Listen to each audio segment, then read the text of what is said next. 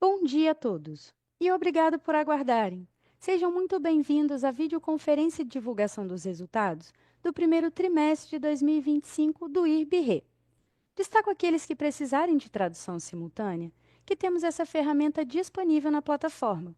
Para acessar, basta clicar no botão Interpretation, através do ícone do globo na parte inferior da tela e escolher o seu idioma de preferência, português ou inglês. Para aqueles ouvindo a videoconferência em inglês, há a opção de mutar o áudio original em português, clicando em Mute Original Áudio. Informamos que esta videoconferência está sendo gravada e será disponibilizada no site de RI da companhia, www.ibre.com, onde se encontra disponível o material completo da nossa divulgação de resultados. É possível fazer o download da apresentação também no ícone de chat, inclusive em inglês. Durante a apresentação da companhia, todos os participantes estarão com o microfone desabilitado. Em seguida, daremos início à sessão de perguntas e respostas. Para fazer perguntas, clique no ícone Q&A na parte inferior de sua tela e escreva sua pergunta para entrar na fila. Ao ser anunciado, uma solicitação para ativar o seu microfone aparecerá na tela e, então, você deve ativar o seu microfone para fazer perguntas. Orientamos que as perguntas sejam feitas todas de uma única vez. Ressaltamos que as informações contidas nesta apresentação e eventuais declarações que possam ser feitas durante a videoconferência, relativas às perspectivas de negócios, projeções e metas operacionais e financeiras do IRB-RE, constituem-se em crenças e premissas da administração da companhia, bem como informações atualmente disponíveis. Considerações futuras não são garantias de desempenho. Elas envolvem riscos, incertezas e premissas, pois se refere a eventos futuros e, portanto, depende de circunstâncias que podem ou não ocorrer. Investidores devem compreender que condições econômicas gerais, condições de mercado e outros fatores operacionais podem afetar o desempenho futuro do IRB-RE e conduzir a resultados que diferem materialmente expressos em tais considerações futuras. Hoje, contamos com as presenças dos executivos da companhia, o senhor Marcos Falcão, diretor-presidente e diretor de Relações com Investidores da companhia, o senhor Daniel Castilho, vice-presidente de Resseguros, o senhor Frederico Knapp, vice-presidente financeiro, o senhor Paulo Vale, diretor-geral da IB Asset, e a senhora Eduarda Della Rocque, diretora de Controles Internos, Riscos e Conformidade. Passarei a palavra ao senhor Marcos Falcão, presidente do IRB-RE, que iniciará agora a apresentação.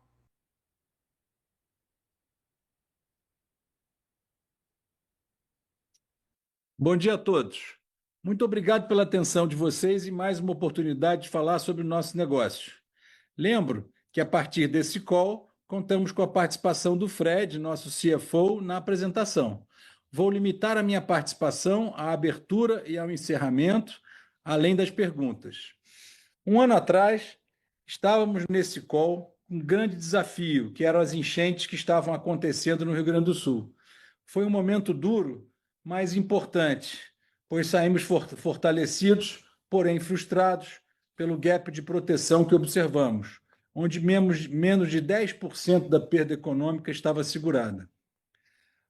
Convido a vocês para fazer a leitura do primeiro relatório do IRB-PID, que fizemos uma pesquisa bem detalhada sobre as inundações no Rio Grande do Sul, englobando os aspectos de geologia, hidrografia, climatologia e as perdas no local.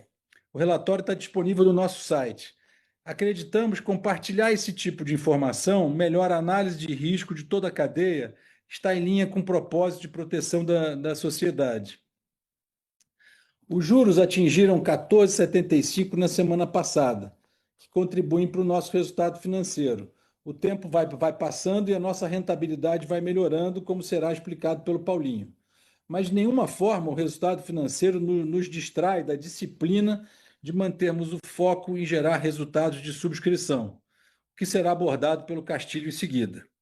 Continuamos focados em melhorar nossa eficiência, buscando reduzir despesas. Reduzimos pessoal e estamos revisitando contratos e serviços para tornar a empresa mais leve e ágil. Queremos centralizar todas as bases de dados da companhia em um único ambiente, de forma segura, confiável e acessível. Acredito que esse investimento em tecnologia e revisão de processos elevará a rapidez e a assertividade na tomada de decisões. Fred vai abordar isso adiante. Quanto à nossa gestão de capital, a Duda vai mostrar que ultrapassamos o número de 200% que almejávamos. Tivemos sinistros vultuosos, como noticiados na imprensa, que fazem parte do nosso negócio, que sabemos que é volátil. Por isso, chama a atenção que a visão de um trimestre é míope e olhamos os acumulados dos últimos 12 meses. Vocês vão ver, e é importante que vamos insistir em apresentar os ramos de vida e não vida separados, pois são negócios muito diferentes. E após a limpeza da carteira de vida, vamos voltar a tratar desse segmento de forma diferente do que foi feito no passado, focando em rentabilidade, mas com muita cautela, pois ao contrário do ramo não vida, a cauda é longa. Agora vou passar para o Castilho. Obrigado. Obrigado, Falcão. Bom dia a todos. Nesse próximo slide, apresentamos indicadores separando a visão vida e não vida. Na parte superior esquerda, registramos um trimestre com lucro líquido não vida de 135 milhões, superior ao trimestre anterior, que foi de 74 milhões. No ramo de vida, o resultado foi negativo, uma vez que o cancelamento de um contrato no ano passado não gerou mais prêmio, mas ainda recebemos sinistros. Na parte inferior do quadro, no lado esquerdo, podemos observar que o prêmio de 974 milhões é superior ao trimestre anterior e inferior ao mesmo período do ano passado. A razão desta redução de prêmio é devido a dois motivos. O deslocamento de vigência de contratos relevantes do primeiro para o segundo trimestre do ano, o que quer dizer que esse prêmio deve se registrar no decorrer do ano. E dois, esperávamos uma melhor produção no negócio de agro, que devido a condições do mercado não se concretizou. Na parte superior direita do slide, podemos ver um resultado de subscrição inferior ao trimestre anterior. Neste trimestre, registramos a ocorrência de um grande sinistro numa fábrica de lubrificantes, afetando tanto danos materiais como lucros cessantes. Acho importante mencionar que, apesar de termos um sinistro com nossa participação acima de 200 milhões de reais, registramos um trimestre com lucro líquido de 119 milhões. Na parte inferior direita, registramos um índice combinado de 161% em vida pelas razões que descrevemos antes. É um índice combinado em não vida de 98%. No próximo slide, eu gostaria de falar do perfil da nossa carteira. Neste trimestre, como comentamos no call de resultado anterior, em lugar de abrir o portfólio em relação ao prêmio emitido, decidimos continuar utilizando o prêmio retido. A redução do prêmio retido foi comentada no slide anterior, sendo o deslocamento de vigência de contratos relevantes do primeiro para o segundo trimestre, que será registrado durante o decorrer do ano, e o fato de esperarmos uma melhor produção no negócio de agro. A redução de prêmio em vida é devida ao cancelamento já mencionado de uma grande conta de vida que decidimos não renovar por não ser rentável. Indo agora para a distribuição geográfica, continuamos com foco em Brasil. Neste trimestre, 62% dos prêmios retidos. Estados Unidos e Europa representaram no trimestre 29% da nossa carteira. Essa distribuição geográfica deve mudar nos próximos 2 trimestres, uma vez que a América Latina renova seus negócios em abril, junho e julho. Estamos, portanto, nesse momento em plena renovação na Argentina, Peru, Colômbia e México. Acho importante comentar que nossa carteira é predominantemente cauda curta, com 52% no ramo patrimonial. Nossa estratégia continua de crescimento com rentabilidade. Se observarmos que não conseguimos aceitar riscos com a precificação adequada, não sacrificaremos o resultado. No próximo slide, verificamos os indicadores na visão dos últimos 12 meses, separados vida e não vida. Notem o crescimento do lucro líquido de forma paulatina de 185 para 412 milhões, com correspondente aumento de resultados de subscrição de 274 para 433 milhões. O prêmio retido na visão dos últimos 12 meses é superior em não-vida, com um crescimento de 10%, de 2,9 bi para 3,3 bi, com redução em vida, como era já esperado. O ramo vida representou no trimestre 5% do prêmio total. Consideramos que o prêmio da carteira vida já se encontra no patamar mínimo e pretendemos, a partir de agora, iniciar um novo plano de negócios visando sempre a rentabilidade. Finalmente, notem que o índice combinado de 129% em vida e 97% em não vida. Indo para o próximo slide, verificamos os indicadores com mais granularidade, segregando a carteira de não vida entre doméstico e internacional. Neste slide, podemos observar que o lucro líquido de não vida foi originado principalmente pela carteira doméstica. Notem que o negócio internacional não vida passou a ter resultados positivos desde o quarto TRI de 2024. Podemos observar a mesma progressão nos resultados de subscrição. Observem também que o índice combinado de não vida internacional continua se reduzindo hoje em 102%. Não vida doméstico registrou um índice combinado de 95%, impactado pelo sinistro vultoso já mencionado. No próximo slide, temos a segregação de vida e não vida pelos dois indicadores centrais do cálculo de índice combinado, o índice de sinistralidade e o índice de comissionamento. Quando olhamos o índice de sinistralidade, verificamos que não vida vem se comportando de forma estável, num patamar esperado hoje de 61%. A parte de vida teve um comportamento mais volátil, principalmente pelo cancelamento do contrato de vida já mencionado. O índice de comissionamento se mantém constante não vida e apresenta estável em vida desde o terceiro TRI de 2024. Passo a palavra ao Fred. Bom dia a todos, é um prazer estar aqui com vocês. Meu nome é Fred Knapp e é com grande entusiasmo que participo hoje do meu primeiro call de resultados como CFO do IRB.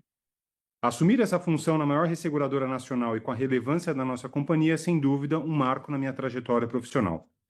Eu chego com a responsabilidade de dar continuidade ao trabalho sólido já realizado e que foi acumulado pelo nosso CEO, Marcos Falcão, mas trago também o compromisso de agregar uma visão estratégica voltada para eficiência, transparência e geração de valor para os nossos acionistas. Neste primeiro trimestre, minha prioridade foi conhecer nossas operações, processos e, sobretudo, o nosso time, que tem demonstrado excelência técnica e grande comprometimento com os objetivos da companhia. Sobre os resultados do trimestre, destaco alguns pontos importantes. Assim como destacado pelo Castilho, a disciplina técnica na subscrição segue sendo o nosso principal pilar. Estratégia essa que vem demonstrando robustez e foco nos índices de rentabilidade técnica. Seguimos focados também na busca por eficiência operacional. Recentemente, iniciamos um mapeamento completo de todos os processos da companhia, com o objetivo de identificar automações e otimizações de processos. Além disso, iniciamos uma implementação de um Data Lake, que ele visa modernizar e consolidar os dados internos e ampliando a nossa capacidade de tomada de decisões. Indo agora para o slide de despesas administrativas, e como abordado em calls anteriores, seguimos com o desafio de melhorar o índice de despesas. Parte dessas despesas está relacionada à depreciação e contingências, e ressalto que a depreciação não tem efeito em caixa. Implementamos mudanças também para capturar essas despesas de forma mais precisa, especialmente no que diz respeito aos investimentos em TI, que anteriormente eram registrados como CAPEX. Como forma de avaliação das despesas administrativas, entendemos que o ideal é olhar para o acumulado de 12 meses, visão essa que abordamos no slide. No gráfico do lado esquerdo, verificamos um crescimento de 6% quando comparamos os 12 meses terminados em dezembro de 2024 com o acumulado terminado em março de 2025. Mas quando comparamos as despesas recorrentes, ou seja, retirando os impactos one-off, observamos que a despesa fica praticamente flat, de 378 para 386 milhões de reais. No primeiro trimestre de 2025, tivemos 3 impactos não recorrentes. O primeiro detrator refere-se ao benefício pós-emprego. Os benefícios pós-emprego consideram benefícios oferecidos pelo IRB ao longo da história, os quais se perpetuam após a aposentadoria do funcionário. O segundo item one-off refere-se a 2 multas recebidas e que representam 21 milhões de reais nos últimos 12 meses.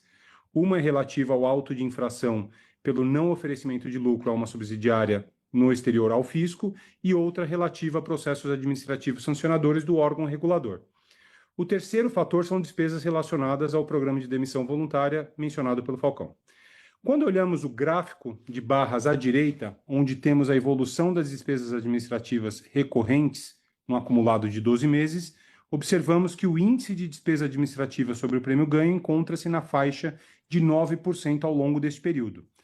Já quando analisamos a despesa administrativa total, esse índice atingiu 11%. Decompondo agora esses gastos, verificamos que em torno de 2 pontos percentuais referem-se a despesas referentes ao legado da companhia, que não tem relação com o prêmio ganho.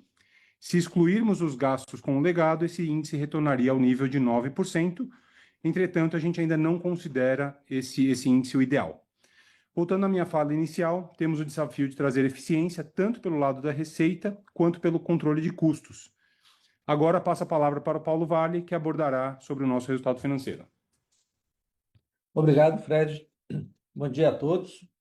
No próximo slide, verificamos que a carteira de investimentos da companhia fechou o primeiro trimestre de 25 com 8,9 bilhões sob gestão, sendo 56% no Brasil e 44% no exterior.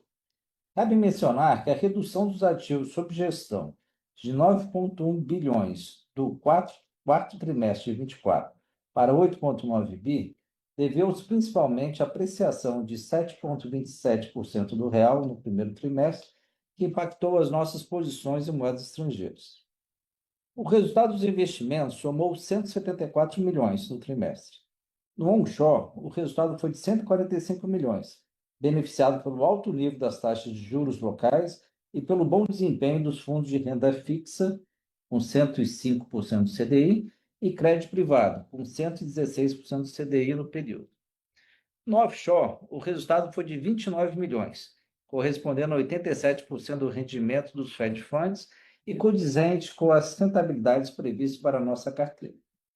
Quando olhamos o resultado financeiro e patrimonial total, vemos 210 milhões, beneficiado também pelo resultado de 45 milhões na variação cambial, tendo em vista termos iniciado o ano com uma posição ativa em reais, decorrente de ajuste na expectativa de realização de recebível de uma ação judicial transitada em julgado de dólares para reais, conforme comentado no resultado do quarto trimestre de 24. Já no próximo slide, abrimos o resultado por classe de ativos, onde vemos as rentabilidades favoráveis citadas nas linhas de renda fixa, 105% do CDI, e crédito privado, 116% do CDI. Na parte de inflação, dados os números mais altos de fevereiro e março, tivemos rentabilidade de 104% do CDI na parte ativa e 90% do CDI na parte de legado, aberta no gráfico à direita, com as NTNBs 25, 26 e 28, que são aplicações realizadas até 2021 com taxas menos atrativas. Na parte do offshore, destaque para a linha de gestão ativa dos soberanos brasileiros, com rentabilidade de 172% dos Fed Funds, que se beneficiou do fechamento das taxas no trimestre. E na parte de títulos privados, com um bom desempenho dos bondes corporativos e dos CDs das moedas emergentes, com os quais fazemos o hedge da companhia, que teve uma rentabilidade de 127% dos Fed Funds. Quanto ao legado dos soberanos brasileiros, que foram investidos com taxas menos favoráveis em anos anteriores, vale citar que estamos zerando paulatinamente a posição do Globo 2026, realizando o prejuízo correspondente ao valor mercado e reinvestindo a taxas mais favoráveis, processo esse benéfico para a companhia. Já realizamos cerca de 45% desse movimento, reduzindo a posição de 6% para 4% dos ativos totais, e o objetivo é liquidar totalmente essa posição ainda durante esse ano, com impacto previsto de 51,7 milhões, conforme a nota explicativa 6.2. Essa operação impactou negativamente em 17 milhões do resultado financeiro deste trimestre, além dos 24 milhões do quarto trimestre de 2024. No gráfico embaixo à direita, vemos o resultado da carteira de investimento onshore de 102% do CDI, com a taxa de retorno do período de 12,8% anualizado. Os legados onshore ainda representam 11% dos ativos totais, mas 2% referente à NTNB 2025 vence daqui a 2 dias, que representa cerca de 160 milhões. 3% vencerá em 2026 e 6% em 2028. O vencimento da NTNB 2025 será no dia 15 de maio. Agora, passo a palavra para a nossa diretora, Duda Della Rocca. Obrigada, Paulo. Bom dia a todos. Neste primeiro slide, vamos falar do nosso indicador de solvência regulatória, que vem crescendo continuamente. A suficiência do patrimônio líquido ajustado em relação ao capital mínimo requerido, que era apenas de 72 milhões há 2 anos atrás, é hoje de 1 bilhão e 115 milhões, conforme o gráfico superior esquerdo, o que significa uma suficiência de 207%, um aumento de 38 pontos percentuais em relação ao primeiro trimestre de 2024. O resultado se deve, tal como vemos no gráfico superior à direita, a um aumento substancial do nosso patrimônio líquido ajustado, sem quase nenhum aumento do capital mínimo requerido, de um ano para cá, representando uma melhora substancial do retorno ajustado ao risco, tanto nas áreas financeira quanto de subscrição, como fruto da gestão mais eficiente do nosso capital. Já no próximo slide, vamos olhar o segundo indicador regulatório que avalia, de acordo com a SUSEP, a liquidez da nossa carteira, segundo o montante de ativos qualificados como garantidores para fazer frente aos nossos compromissos atuariais.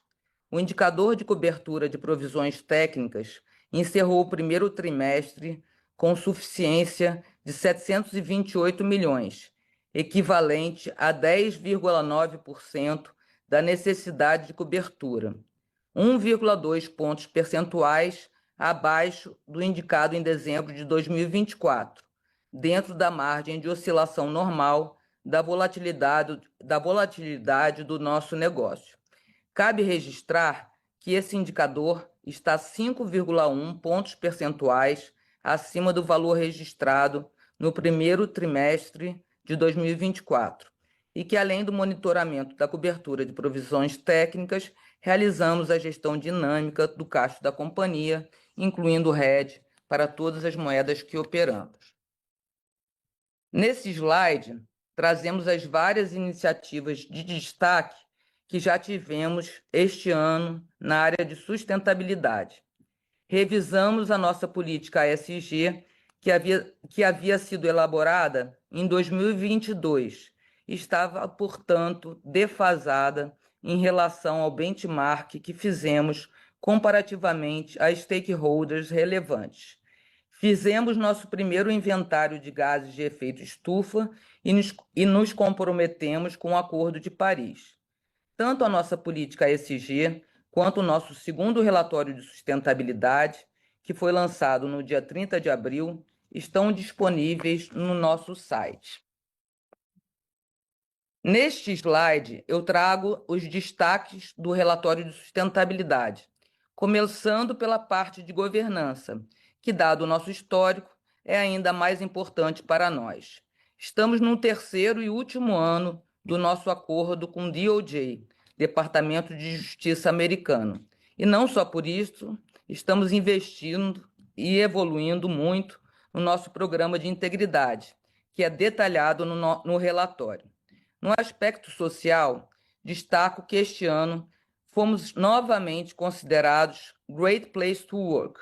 E no aspecto ambiental, publicamos recentemente no nosso site o nosso primeiro relatório IRB-PID, fazendo uma análise detalhada sobre as inundações do Rio Grande do Sul que aconteceram em abril e maio, e sobre as queimadas do estado de São Paulo de agosto e setembro do ano passado.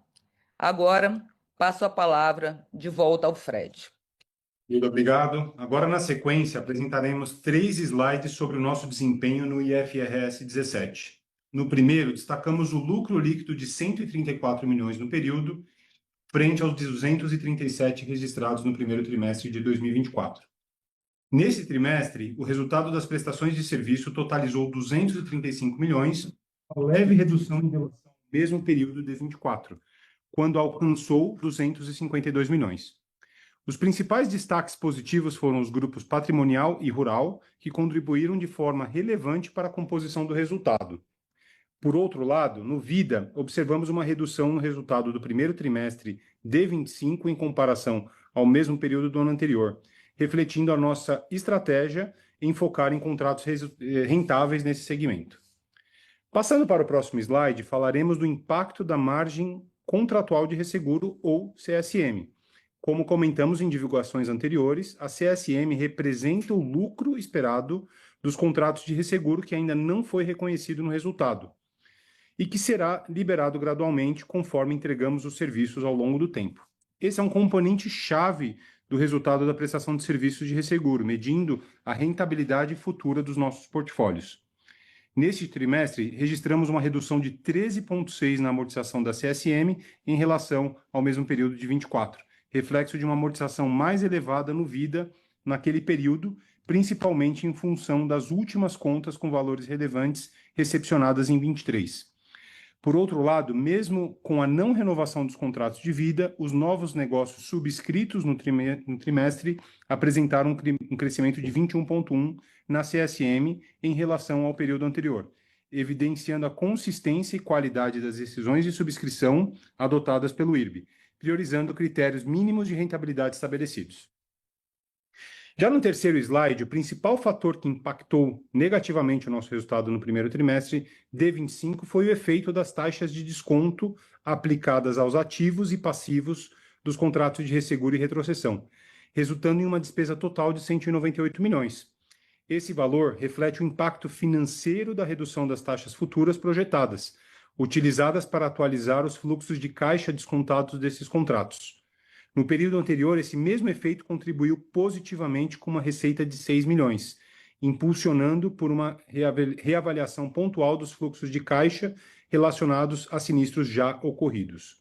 Essa variação evidencia a sensibilidade do resultado financeiro às oscilações nas taxas de juros, especialmente em cenários de alterações significativas no ambiente macroeconômico e nas curvas atuariais, que influenciam expectativas de recebimento e pagamentos operacionais. Agradeço mais uma vez a presença de todos e agora passo a palavra para o Falcão, que trará as suas considerações finais. Obrigado, Fred. Gostaria de dividir com vocês a minha empolgação com os reforços no nosso time. O Fred está conosco desde janeiro e já está jogando firme e agregando muito valor. A outra novidade é a Viviane Madirossian, que assumiu a diretoria de sinistros, com quase 20 anos de experiência no mercado. Além de aliviar o castilho, ela veio tocar a área que entrega o benefício dos nossos clientes comprarem resseguro. E temos muito a melhorar na qualidade do nosso serviço. Muito bom ver o IRB atraindo os melhores talentos do nosso mercado, pois não tenho dúvida que é o lugar mais legal para se trabalhar e o nosso business, it's all about people. Recebemos novamente o selo de Great Place to Work, que reflete a energia e o ambiente que vivemos no nosso dia a dia. Na última AGO, em fins de março, foram eleitos 4 novos conselheiros, compondo nosso colegiado de 9 membros. A Luíse Barsi, que traz a visão de value investor, a Vitória Berrarano, uma colombiana com grande experiência internacional e visão estratégica no mercado de resseguros. O Pedro Engler, um empreendedor bem-sucedido, com visão de startups e tecnologia.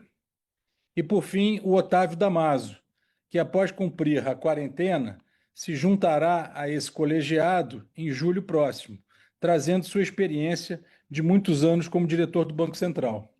Já no Conselho Fiscal, o Ricardo Baldim passa a liderar esse colegiado, trazendo sua extensa experiência junto à Price, PwC, né? E participação em diversos colegiados, entre os quais o do Banco Itaú. Estamos fortes e energizados para enfrentarmos os desafios de crescer com rentabilidade, motivados pelas oportunidades de reduzir o gap de proteção e aumentar a penetração dos seguros em nossa sociedade. Estamos bem preparados para a renovação de 1º de julho na América Latina, próximos aos clientes e com capital e capacidade para sermos competitivos. Estou liderando um business plan que discutiremos a fundo no nosso processo de planejamento que se iniciará no segundo semestre. Temos muita confiança na disciplina de subscrição. Pode ser um caminho mais duro, mas, como já disse em outros momentos, se tivermos que errar, vamos errar pelo excesso de cuidado com a subscrição.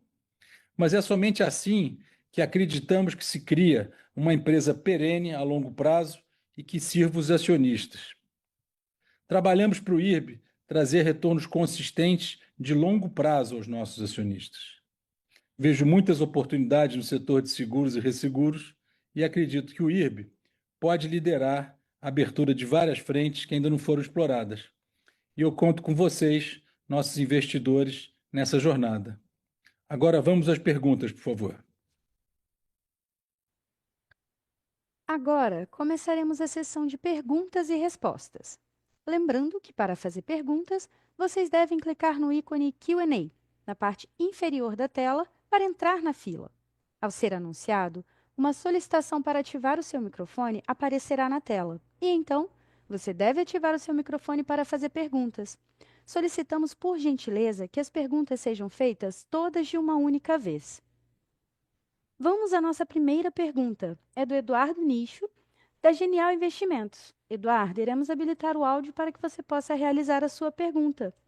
Eduardo, pode prosseguir, por favor.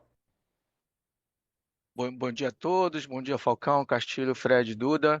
Tenho duas perguntas. A primeira em relação ao índice combinado, né? Apesar da piora aí do índice técnico de vocês, vocês conseguiram uma performance, um crescimento de lucro, né? Tri ano a ano. Mas eu queria explorar um pouquinho esse índice combinado, se vocês pudessem quebrar um pouco os detalhes aí de como vocês veem esse índice evoluindo ao longo de 2025, se vocês têm a meta aí de voltar a dar uma performance abaixo de 100%, né? Se vocês pudessem quebrar aí entre sinistralidade, comissionamento, o administrativo que vocês estão fazendo uma melhora, né? E o índice de tributos que aumentou bastante nesse trimestre, eu agradeço, né? E a minha segunda pergunta é em relação ao crescimento de vocês. Vocês tiveram os prêmios emitidos aí recuando 13% nesse trimestre, né? Ano a ano, principalmente no Vida Brasil, uma queda aí de quase 62%, né? Eu entendo que vocês estão fazendo uma maior seletividade aí na escolha dos prêmios, mas de certo modo isso eventualmente pode comprometer o crescimento futuro de vocês. Se vocês pudessem dar um pouco de perspectiva do como vocês veem os prêmios evoluindo em 2025, Tá bem? eu agradeço. E se você Sim. pudesse falar um pouquinho mais sobre o mercado doméstico, né, que vocês estão tendo um pouco mais de dificuldade de crescer. Muitíssimo obrigado.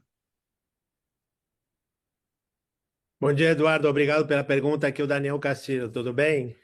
Você fez a pergunta do milhão. O índice combinado, eu diria, a seleção de riscos é o maior desafio que nós temos na subscrição.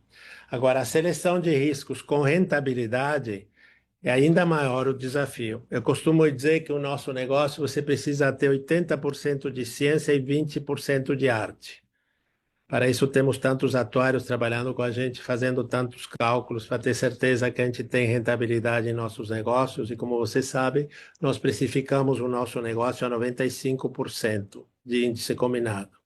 Por outro lado, eu acho que é um erro a gente olhar só para um trimestre, é melhor olhar para os últimos 12 meses. No trimestre a gente tem a foto do mês, do trimestre, mas não temos a evolução de tudo. Então, nos 12 meses a gente tem mais o filme do que nós estamos fazendo. Se a gente olhar para os nossos números, que eu falei alguns minutos atrás, o índice combinado de vida está em 129%, ele deve se reduzir na medida que a gente procedeu à limpeza da carteira, e lembre que em vida a gente cancelou um contrato grande o ano passado, o prêmio já não entra mais, mas os sinistros ainda continuam acontecendo, uma vez que a vida, o negócio de vida é um negócio de uma cauda mais longa.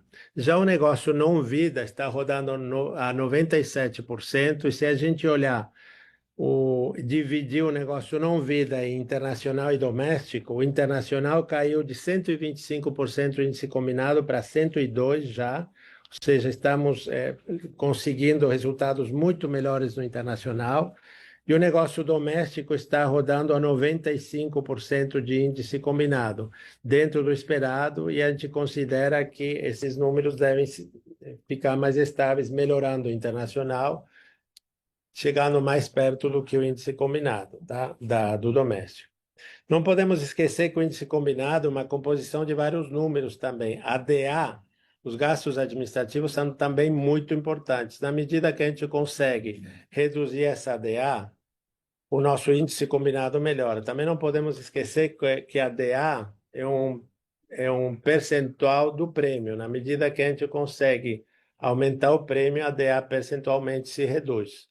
Eu volto à pergunta do milhão, que o nosso negócio é um negócio com grande desafio, onde a ciência deve ser o mais importante, tá? Então não é 50% é ciência, 80% e 20% é arte. Estamos nesse caminho, eu estou muito confiante que a gente deve continuar melhorando o negócio internacional e reduzindo o índice combinado do negócio de vida. Não sei se eu respondi a sua pergunta. Sim, muito obrigado. Em relação aos prêmios, que perspectiva para 2025? Tá, em relação aos prêmios, nós tivemos uma redução de prêmios no primeiro trimestre, como eu comentei, devido ao deslocamento de vigência de alguns contratos relevantes do primeiro para o segundo trimestre, e a gente deve ver no decorrer do ano esse aumento, esse prêmio sendo gerado no decorrer do ano, tá? Por outro lado, a gente não pode esquecer que o agro é muito importante para a gente e a gente não conseguiu a produção que a gente esperava devido à situação do mercado, tá? Então, o agro realmente nos decepcionou no sentido que a gente pensava produzir muito mais. Por outro lado, a gente tem agora a renovação da América Latina, que está ocorrendo nesse momento, concentrada principalmente em junho e julho, e nós temos boas expectativas quanto ao desenvolvimento desses negócios, sempre com rentabilidade. Perfeito. Para o ano, os senhores entendem que haverá crescimento de prêmios emitidos? Nosso foco, Eduardo, é no retido, tá? Tá. Eu acho que esse é o importante, tá bom? A gente acha que vai crescer sim, agora tem que fazer a conta, que é o Falcão aqui, Nishio. Tudo bom? Tem que fazer a conta que a carteira de vida, esse contrato cancelado de vida é em torno de 250 milhões anualizado. Então, esse prêmio comparado com o ano passado já não vai acontecer, tá? Em Eu acho que é não vida, nós importante. tivemos um bom crescimento de prêmio, mas o vida se reduz devido a esse cancelamento de prêmios. Isso. Perfeito. Muito obrigado, gente. Agora, o Nishio, só para complementar, o Vida, quando a gente cancela 250 milhões, a gente recupera um monte de resultados, tá? Quer dizer, é um prêmio ótimo de ser cancelado. Estamos felicíssimos de ter cancelado esse prêmio. Tá bom? Obrigado. Obrigado a você. Vamos à nossa próxima pergunta. É do Daniel Vaz, do Safra. Daniel, iremos habilitar o áudio para que você possa realizar a sua pergunta. Daniel, pode prosseguir, por favor? Fala pessoal, bom dia Falcão, bom dia Castilho.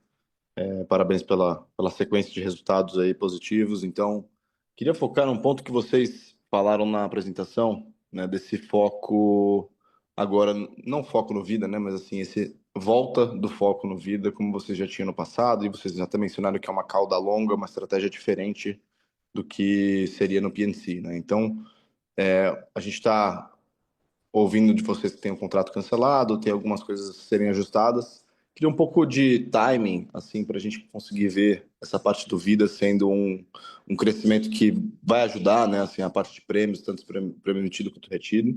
Então, entender com vocês o timing disso. E aí, assim, a segunda pergunta mais relacionada a isso é como que é a quebra entre internacional e local para esse apetite, né? Então, onde que está a grande oportunidade aqui para o vida de vocês e aí ajuda a gente a tentar ajustar algumas alavancas dos nossos modelos aqui. Obrigado. Então, vamos lá, Daniel. O negócio de vida, acho que já chegou a um patamar mínimo de prêmio. Ele não deve decrescer mais do que decresceu, porque a limpeza da carteira já foi realizada.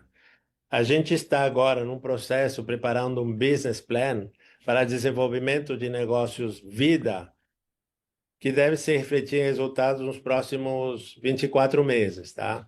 A gente acha que existem oportunidades não só no Brasil como na América Latina, mas que a gente tem que olhar com muito cuidado, porque no passado já tivemos algumas surpresas negativas. Dessa vez a gente quer olhar o negócio de vida com muita ciência, muito mais ciência do que era realizado no passado. Então, a gente espera, estamos otimistas e que as oportunidades que a gente está vendo agora venham a ser realizadas nos próximos 24 meses. Legal, e se eu puder fazer outra pergunta, eu queria falar um pouco sobre a geração de caixa de vocês, né? Se a gente vê o capital regulatório de vocês num bom patamar, né? Assim, acho que finalmente a gente está olhando para esse indicador e vendo uma crescente, e aí falando que vocês até Daniel, podem né? estar... Oi? Estão me ouvindo? Estamos sim, Ah, Daniel, me desculpa. não, Pode tranquilo. falar. Ok, Caixa. não, continuando na geração de caixa, então eu queria direcionar essa pergunta para, assim, qual que vai ser o direcionamento de vocês, né, nos próximos 12 meses relacionado a isso, dado fortes indicadores de solvência? Daniel, seguinte, eu acho que essa tua pergunta remete, primeiro, à geração de caixa, que é a nossa geração de caixa. Ela não só é ajudada pela projeção de vocês do nosso lucro líquido, também com o crédito tributário, que a gente, né, eu sempre brinco que a gente compara aqui o nosso crédito tributário é que nem milha, né, que a gente paga o imposto com as milhas, né? Então a gente guarda o caixa e paga o imposto com as milhas. Então, a gente sempre gera mais caixa do que o resultado, do que o lucro líquido, né? Agora, obviamente, a gente tem um pagamento de debêntures, né, no final do ano, que a gente vai usar um pedaço desse caixa gerado. Lembrando, a gente ainda tem mais ou menos perto de 600 milhões de reais de dívida, 300 para pagar esse ano, mais ou menos, um pouquinho menos, e 300 para pagar no ano que vem. Então, a gente vai usar o caixa um pedaço para, né, se livrar dessa dívida dívida acima da Selic, a gente não precisa e não é bem-vinda, né? Se bem que essa dívida, quando foi emitida, com a abertura de taxa, ela ficou in the money. Então, a gente está tranquilo em carregar ela, por isso que a gente nem tentou antecipar esse pagamento, tudo, vamos levar ela no fluxo normal dela, mas se a gente fosse emitir dívida hoje, se fosse tentar rolar, era muito mais cara do que a Selic e não faz sentido para a gente. Então, pagamos dívida e aí sim, vencido aí o resultado, o prejuízo acumulado, né, que está em torno de 300 milhões, a gente, se tudo correr bem pela projeção, não só sua, como de vários analistas, né, o nosso lucro líquido esse ano supera esse número. Né? E superando esse número, a gente vai pagar pelo menos o dividendo previsto no estatuto de 25%. Né? Então, isso tudo vai ser deliberado pelo Conselho, pela Assembleia, mas a gente já vai ter a possibilidade de pagar esse dividendo, né? Pagar um dividendo esse ano. Né? Respondi? 100%. Obrigado, pessoal. Obrigado a você. Vamos à nossa próxima pergunta. É do Arnon Shirazi, do Citi. Arnon, iremos habilitar o áudio para que você possa realizar a sua pergunta. Arnon, pode prosseguir, por favor? Fala pessoal, bom dia. Obrigado pela oportunidade de fazer pergunta. Minha pergunta é ligada à despesa administrativa de vocês. Acho que ficou bem claro em um slide que vocês passaram que o ratio está na casa aí de 11%, e aí um momento depois vocês mencionaram que até a questão de 9% de ratio não seria o ideal. Aí eu gostaria de saber qual é o patamar que vocês veem como ideal e também como essas iniciativas, como tiveram um PDV agora nesse primeiro trimestre também, deve se traduzir em resultados melhores aí no segundo trimestre em diante. Obrigado. Arnão, bom dia, Fred aqui falando, tudo bem?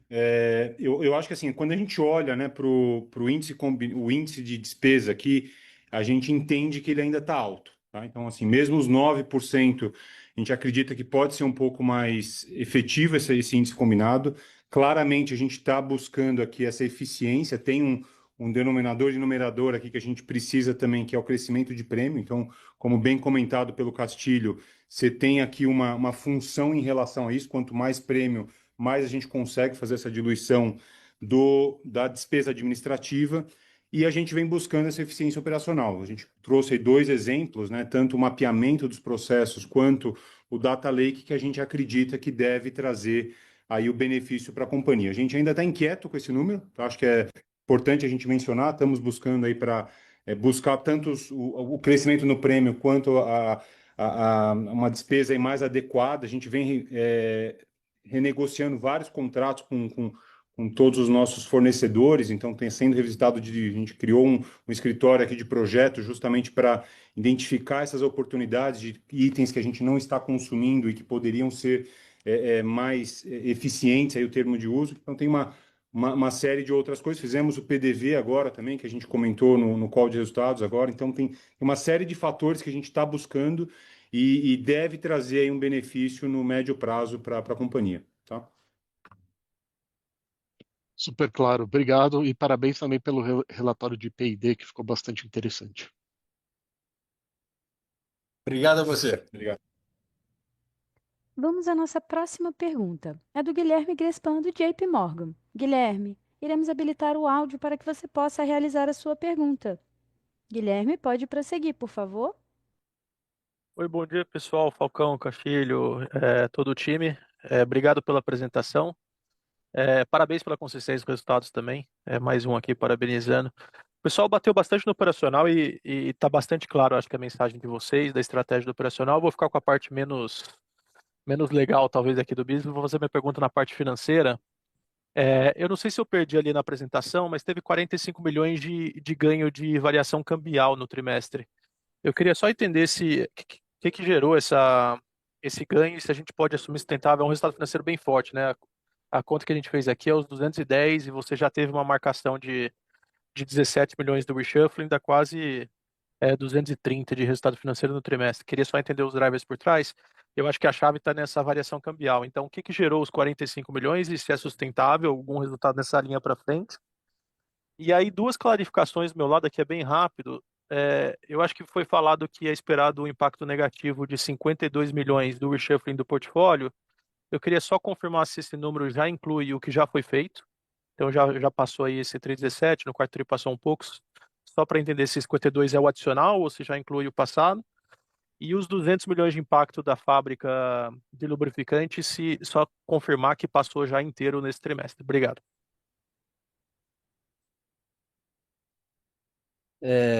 Oi, Guilherme. Paulo Vale que está falando. Obrigado pela pergunta. Então, vamos por partes, né? Primeiro, a questão da variação cambial. Então, no 210 milhões de resultado, 45 milhões veio da variação cambial. O que é variação cambial? A gente terminou o ano passado, e isso foi comentado no resultado do quarto TRI de 2024, a gente terminou com uma posição ativa em reais, devido a uma reclassificação do um recebível judicial, né, que até então era um ativo que a gente tinha em dólares e foi revertido né, alterado pela justiça para real. Então, com isso, a gente começou o ano com uma posição ativa em real e no ano a gente teve no primeiro mês já a gente teve uma apreciação do real de 5,85 e 7,27 no trimestre. Então, essa apreciação do real teve esse impacto positivo de 45 milhões. Quanto ao efeito do Globo 26, que a gente comentou, também na nota explicativa do 4 tri de 24, a gente comentou que a gente tinha um valor a mercado, um passivo a mercado, né, de 77 milhões, tá? A gente até anunciou a nota explicativa, que naquele momento a gente já tinha tido uma realização de prejuízo de 24 milhões em dezembro e começamos com 77 milhões. A gente vem fazendo esse ajuste mensalmente. Esse primeiro trimestre teve 17 milhões de impacto e o resultado caiu de 77, essa perda esperada, né? Caiu de 77 milhões para 51,7 milhões. A nossa intenção é zerar ainda esse ano, e se a gente dividir esses 51,7 milhões em 8 parcelas até novembro, vai dar um impacto mensal entre 6 e 7 milhões ao mês. E,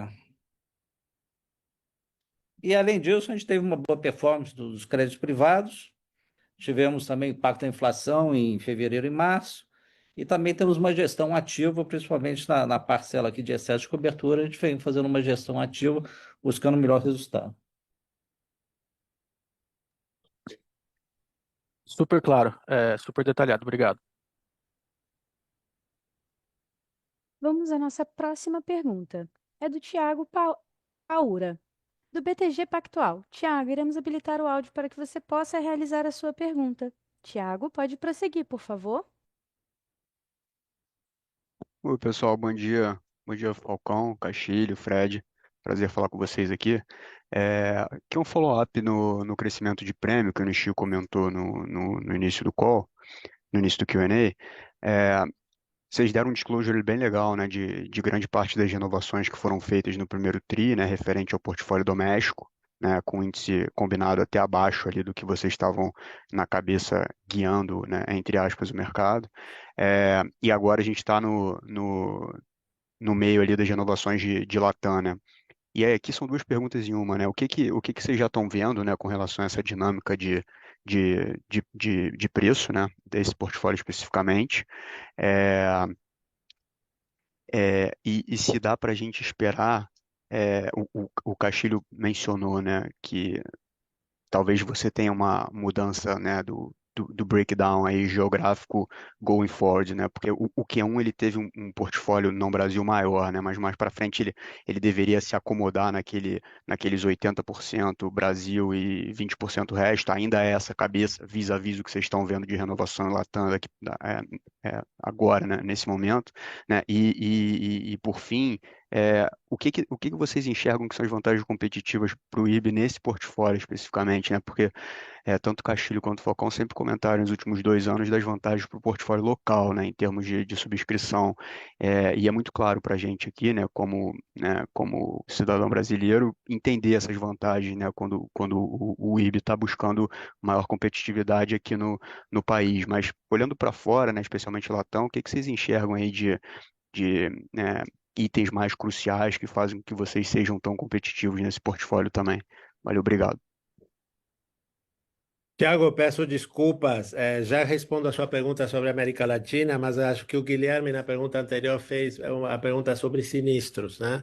Então, aí, nós tivemos um sinistro de uma grande fábrica de lubrificantes no estado do Rio de Janeiro, um sinistro que representou para a gente um valor para o IRB de 252 milhões, mas líquido de retrocessão deve dar em torno de 130, 140 milhões, sendo que é composto esse valor de danos materiais e lucros cessantes. Desculpa, Guilherme, que eu não respondi essa pergunta antes. Tiago, então vamos falar da América Latina. América Latina, eu acho que a grande vantagem competitiva que nós temos na América Latina é serviço. Não é preço só.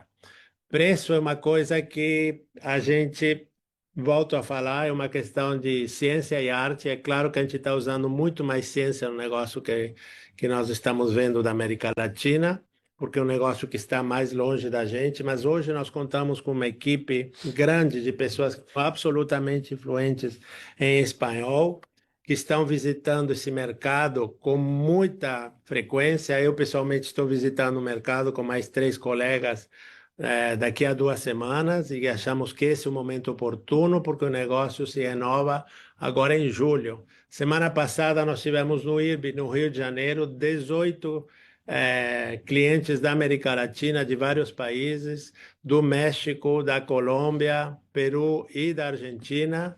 Fizemos um jogo de seguros, que eu acho que uma das melhores ferramentas de marketing que nós tivemos no Rio de Janeiro, que é a simulação de uma empresa que está indo muito mal. A gente roda 4 anos de vida dessa empresa e tivemos 18 pessoas participando com a gente. Uma apresentação que foi feita pela primeira vez, 8 horas de apresentação, todas em espanhol. Nós acreditamos que isso é a nossa vantagem competitiva. Nós vamos estar muito presentes aos clientes da América Latina, trazendo toda a nossa experiência do Brasil e falando espanhol. O projeto é que continuamos sempre nos 70% negócios dentro do Brasil e 30% dentro da América Latina.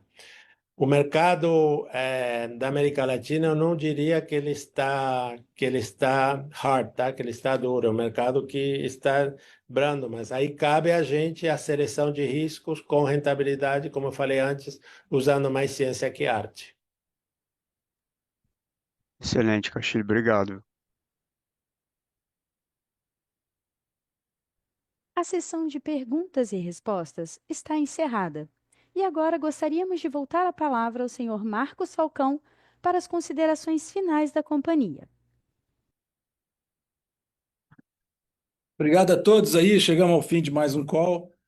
Com muita expectativa para o próximo call. Acho que o call do segundo tri para a gente é sempre o que a gente tem uma visibilidade maior do ano, sempre melhor para a gente dividir com vocês e tirar os efeitos de um trimestre e a gente ir educando, a gente olhar o IRB como dois business separados, vida e não vida, e olhar o IRB não como um trimestre, mas como um filme que a gente sempre olha aqui dentro, assim que a gente gere a companhia e as carteiras com 12 meses acumulados.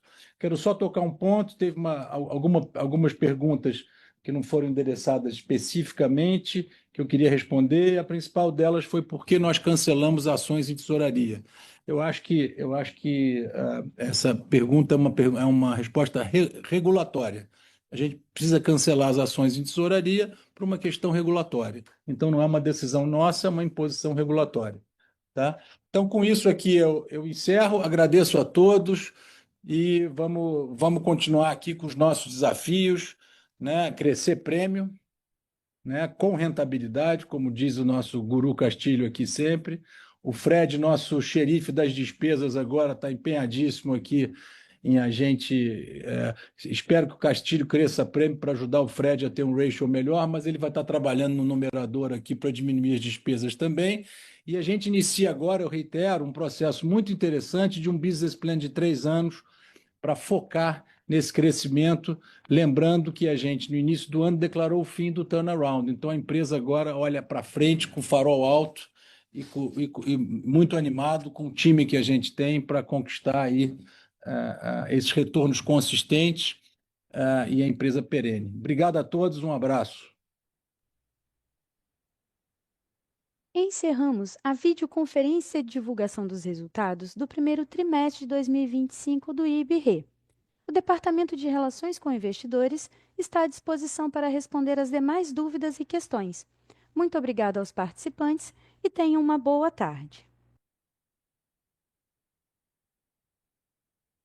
É muito importante vocês se inscreverem no canal, porque ele representa a nossa voz, tá entendendo? Nós não temos uma didática tão fundamental e tão objetiva como tem aí o canal. E o canal ele é um órgão de divulgação que procura não adivinhar, mas transmitir aquilo que realmente é importante que os senhores saibam para se conduzirem de uma forma positiva no mercado de valores.